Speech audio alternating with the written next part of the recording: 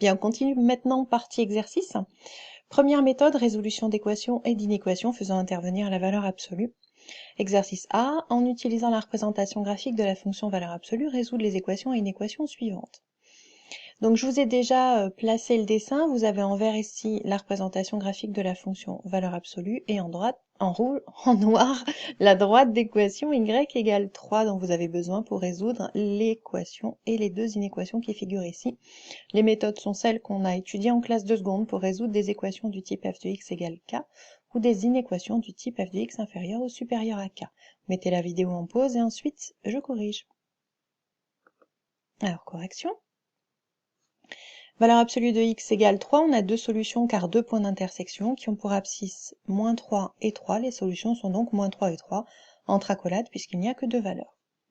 Valeur absolue de x inférieure à 3, la courbe est en dessous de la droite sur toute cette partie-là, c'est-à-dire entre moins 3 et 3. Les bornes de l'intervalle sont exclues puisqu'on veut strictement inférieur. Valeur absolue de x supérieure ou égale à 3, deux portions de courbe, de moins l'infini jusqu'à moins 3, puis de 3 jusqu'à plus l'infini. Moins 3 et 3 sont inclus dans les intervalles puisqu'on veut supérieur ou égal à 3. Par contre, en moins l'infini et plus l'infini, les bornes sont toujours ouvertes. Question B, en déduire les solutions de l'inéquation valeur absolue de x plus 3 inférieur à 3. Donc là, je vais vous expliquer directement comment on procède. Première chose, on commence par résoudre valeur absolue de grand X inférieur à 3. On a déjà la solution, on vient de le faire à l'exercice précédent. C'est x compris entre moins 3 et 3. Donc je l'écris sous forme de double inégalité, moins 3 inférieur à x inférieur à 3. Ensuite, je fais ce qu'on appelle un changement de variable. Je pose grand X égale ce que j'ai ici, petit x plus 4. Ça nous fait donc valeur absolue de x plus 4 inférieur à 3 pour x plus 4 compris entre moins 3 et 3. Il ne me reste plus qu'à me débarrasser de ce 4 en enlevant 4 sur les trois parties de l'inégalité. J'ai donc x compris entre moins 7 et moins 1 et j'ai mon ensemble de solutions. Donc en application, je vous demande de résoudre cette inéquation-là. Vous faites la même chose, vous résolvez d'abord valeur absolue de grand X supérieur ou égal à 2 en faisant un dessin, puis vous résolvez en utilisant la même chose qu'à la question B, vous mettez en pause et ensuite vous regardez la correction. Alors correction, j'ai d'abord construit la fonction valeur absolue et la droite d'équation y égale 2. Je résous donc d'abord valeur absolue de x supérieur ou égal à 2. Donc c'est pour x, grand X soit plus petit que moins 2, ici, ou bien grand X plus grand que moins 2, ici. Je pose grand X égale petit x moins 3, ce qui est dans la valeur absolue.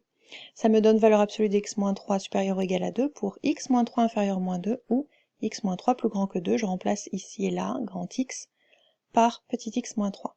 Ça me donne donc x inférieur à moins 2 plus 3 ou x plus grand que 2 plus 3, x plus petit que 1 ou x plus grand que 5, que j'écris sous forme de réunion d'intervalles. Méthode suivante, démontrer qu'une fonction valeur absolue n'est pas dérivable. Donc j'ai défini cette fonction-là, j'ai de x égale valeur absolue de x moins 5, et je vous demande en fait de me démontrer qu'elle n'est pas dérivable en x égale 5. Même chose, vous cherchez, vous avez un exemple du cours là-dessus, et ensuite vous regardez la correction. Alors première partie, on commence par calculer g de 5 plus x moins g de 5 sur g de 5 plus h moins g de 5 sur h pour h non nul. Après calcul, je trouve valeur absolue de h sur h.